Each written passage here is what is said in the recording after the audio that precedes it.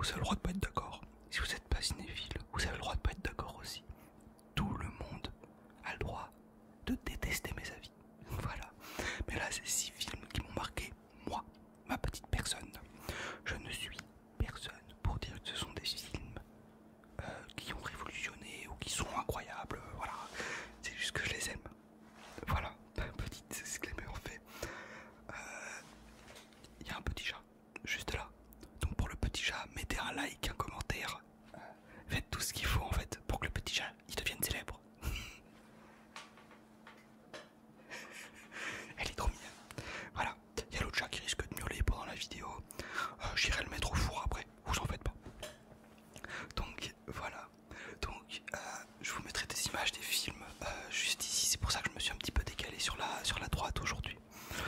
J'espère que le son sera meilleur. J'ai baissé un peu le gain du micro par rapport à la dernière vidéo. Je laisserai comme ça quoi qu'il arrive. Ma chaise qui grince. J'espère que ça s'entendra pas trop. Je verrai ça au montage. Ok. Donc pour commencer, le premier film qui me vient en tête quand on me dit est-ce que t'as un film à conseiller? Le film, j'ai les résumés à côté quand même parce que je veux pas dire des bêtises. Shutter Island, Shutter Island, Shutter Island, Shutter Island, Shutter Island, Shutter Island, Shutter Island, Shutter Island. Un film qui est sorti en 2010, un thriller, un thriller, un thriller, un thriller, un thriller, un thriller, un thriller, un thriller. Alors qu'il enquête sur la disparition d'une patiente d'un hôpital psychiatrique, un marshal commence à remettre en question sa propre compréhension de la réalité. C'est un film dans lequel joue Leonardo DiCaprio, Mark Ruffalo, Ben Kingsley. La voiture qui passe dehors, elle y était aussi, elle y était.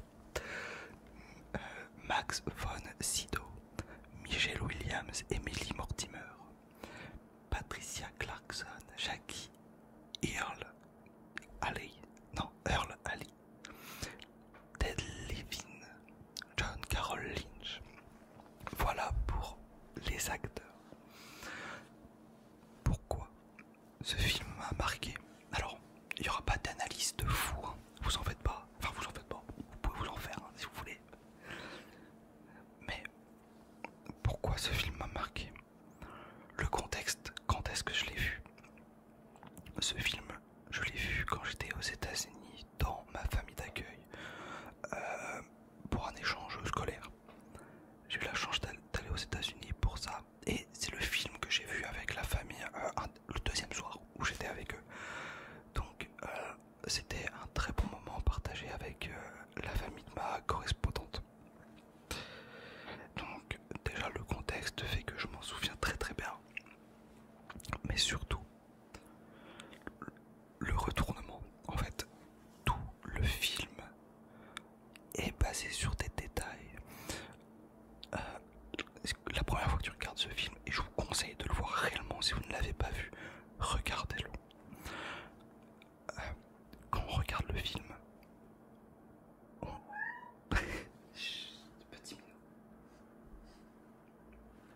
on ne comprend pas ce qui arrive en fait. Tout a l'air limpide, clair, net. Et le dénouement est juste incroyable. Ça retourne le cerveau. Tu te dis, mais tout ce que j'ai vu jusque-là, est-ce que c'était vrai? Tu le sauras à la fin du film. Mais tu remets en question ta capacité à analyser les choses. Et je trouve que c'est incroyable. Et je me suis toujours dit que à la place du personnage principal, j'aurais terminé pareil en fait. J'aurais terminé pareil. Il y a un début et une fin forcément.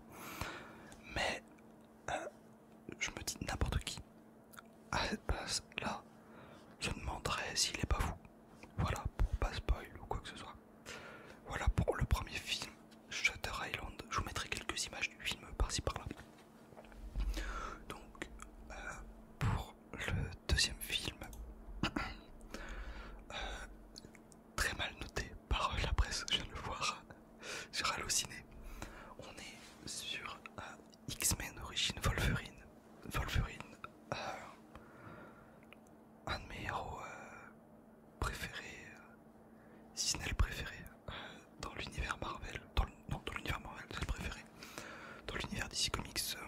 c'est Flash. Voilà. Quand je dis Flash, je parle de Wally West, pas de Barry Allen. Mais ça, c'est autre chose. Donc, pourquoi alors attendez, je vais faire le synopsis, pardon. Alors, après avoir intégré le programme militaire Weapon X qui transforme les mutants en armes vivantes, Wolverine n'a de cesse de retrouver ceux qui ont tué son père et la femme qu'il a aimée. Donc, avant de voir le film, je lisais les comics. Le film en soi, visuellement, c'est pas une claque. Il y a une scène qui est marquante et que tout le monde connaît, je pense. C'est le moment où Wolverine sort de son pain après avoir, enfin sort du pain après avoir reçu l'adamantium pour recouvrir ses os, adamantium qui le tuera un jour, qui est un poison pour son corps, forcément. C'est vrai qu'il ne le sait pas encore à ce moment-là, et nous non plus, nous ne le savons pas si on regarde uniquement les films. Donc avec Hugh Jackman, forcément, Danny Huston et Liev Schreiber, je sais pas comment ça se dit. Le film, à mes yeux, il est incroyable. On découvre le personnage de Wolverine, on découvre son histoire, on découvre son frère, on découvre ses pouvoirs également. Ça met vraiment un contexte et un début à l'œuvre des X-Men en termes de film, je trouve. Enfin, normal, en plus c'est ça. Qu'est-ce qu'il fait? Dégage de là. Dégage de là. Il y a le chat qui fait des bêtises. Donc, voilà, j'ai pas spécialement grand chose à dire sur X-Men Origin Wolverine. C'est juste que le film m'a marqué. C'est le film où Hugh Jackman est devenu le Wolverine. C'est pas après, il y a eu que lui. Non, il n'y a pas eu que lui en Wolverine dans les films.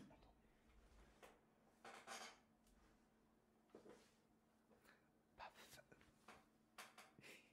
Voilà le monstre.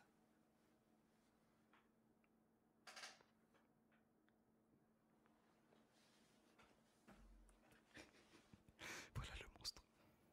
Donc, ouais, en fait, j'ai pas grand chose pour décrire le film ou le défendre. Juste, je l'ai adoré. Aujourd'hui, il a mal vieilli. Il a mal vieilli, les effets spéciaux sont vieillots, voilà.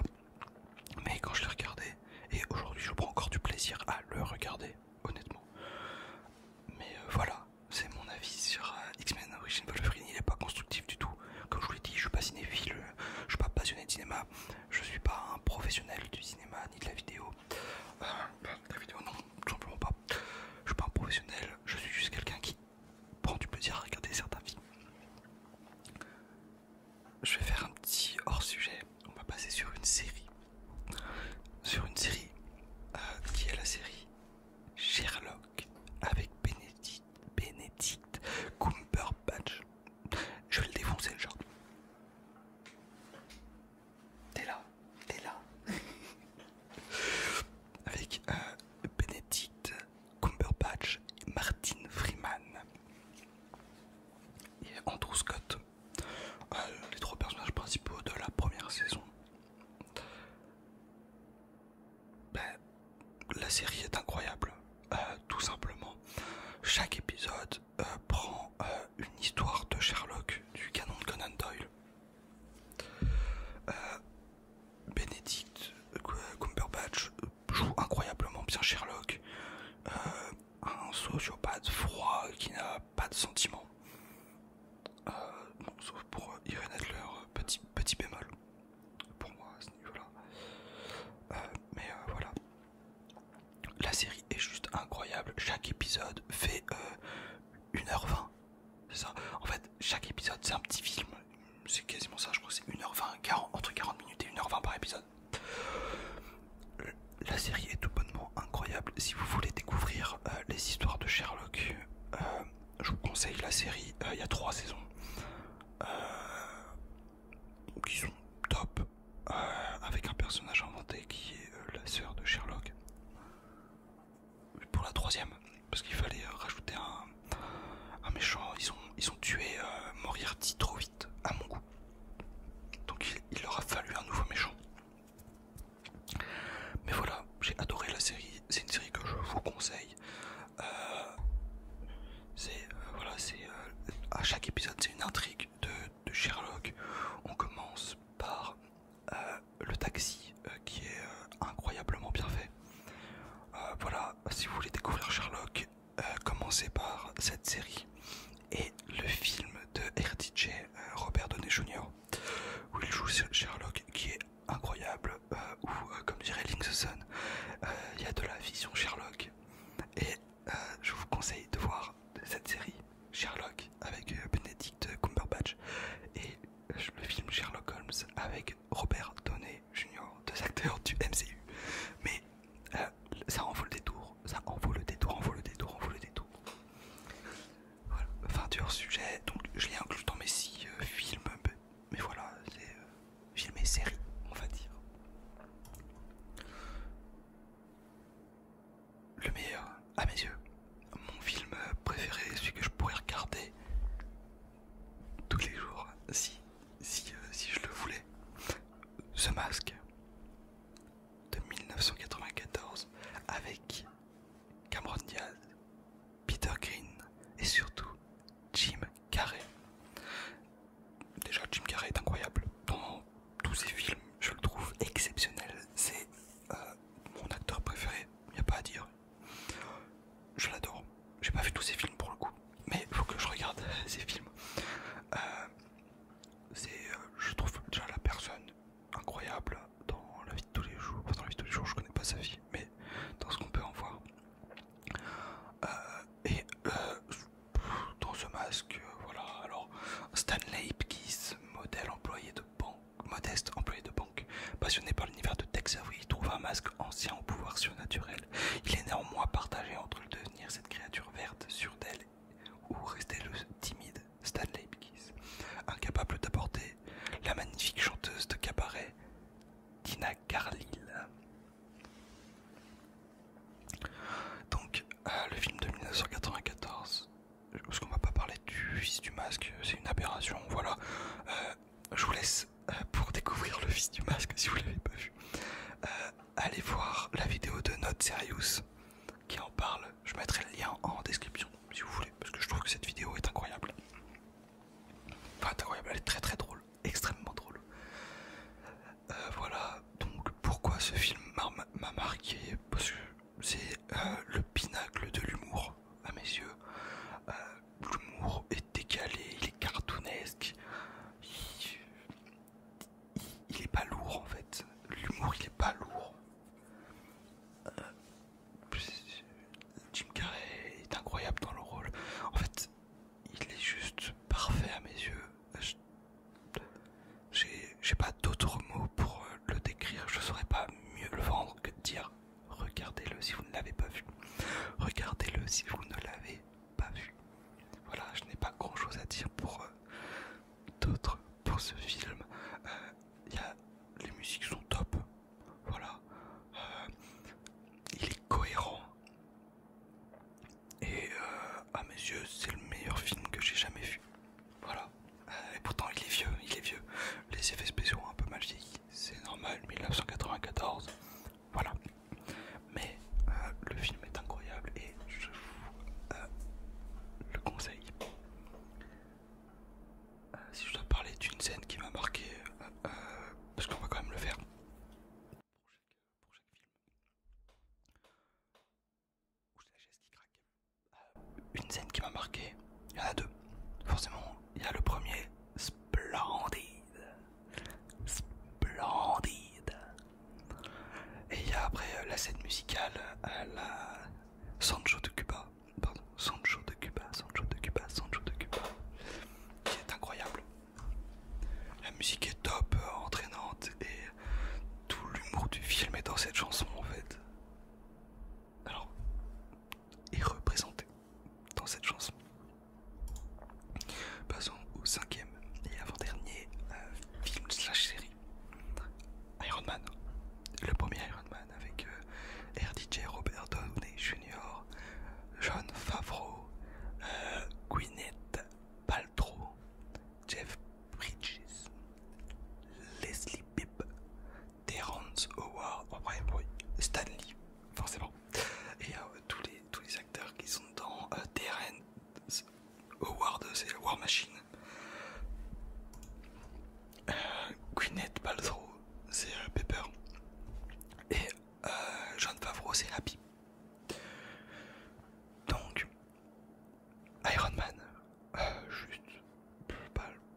juste mais top, hein.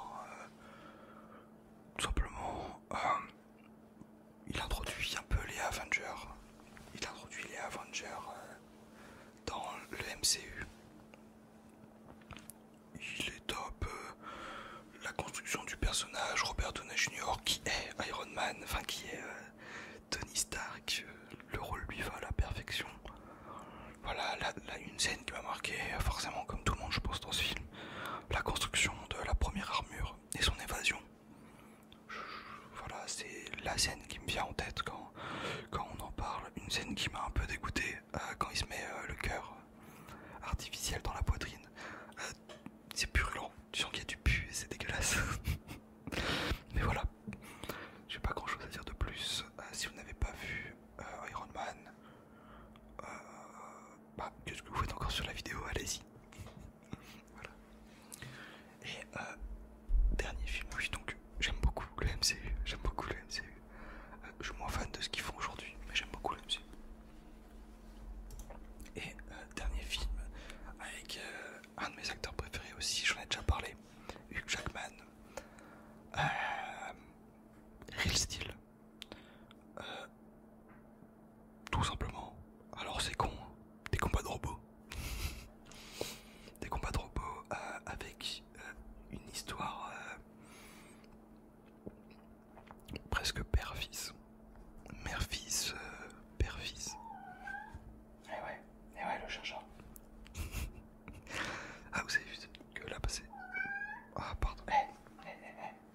Petit minou, t'as mis le fort. Hein. Bon. Et mais tu arrêtes. Je reviens. Je vais faire un cut, hein, comme la dernière fois. J'en étais où? Ah oui, Real Steel, des combats de robots, une histoire presque père-fils, parce que c'est pas père-fils. Un ancien boxeur avec Hugh Jackman, du coup, Dakota Goyo, Evangeline Lilly, pour les acteurs principaux du film. C'est vrai que j'ai pas lu le synopsis. Dans un futur proche, la boxe a évolué pour devenir un sport high-tech. Charlie Kenton, un ancien boxeur, donc Hugh Jackman, a perdu toute chance de remporter le championnat depuis que les humains ont été remplacés sur le ring par des robots d'acier de 900 kg et 2,40 m de haut.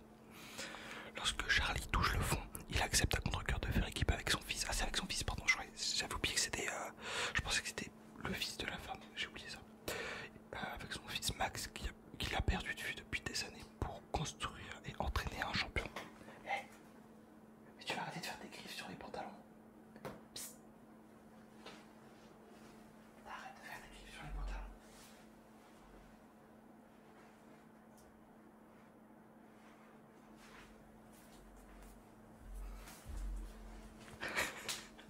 J'arriverai jamais à terminer la vidéo. Du coup, voilà. Donc, avec son fils, donc une histoire père-fils, mère-fils. Donc, bah, les combats de robots, déjà, ils sont exceptionnels. La musique d'Eminem dans le film est incroyable et donne vraiment une des scènes les plus entraînantes, je trouve, du film. Dans le film, la musique de Eminem est incroyable et va parfaitement avec le film. Hugh Jackman est top dans le film, je trouve. J'aime beaucoup l'acteur Hugh Jackman, j'aime beaucoup l'acteur de toute façon. Voilà, la relation qu'il a avec son fils, je la trouve top. J'ai pas grand chose à dire de plus. Voilà, c'est un film que je vous conseille, c'est des combats de robots. La fin est touchante et le combat final est top. Donc voilà. Moi je vous conseille d'aller voir ce film si vous voulez passer un bon moment. Il est sorti en 2011. Il a très bien vieilli, je trouve. Donc si vous aimez les gros robots, allez voir Real Steel. Voilà. Moi je vous souhaite une bonne fin de journée, une bonne nuit. Je vous dis à la prochaine. C'était Fabien.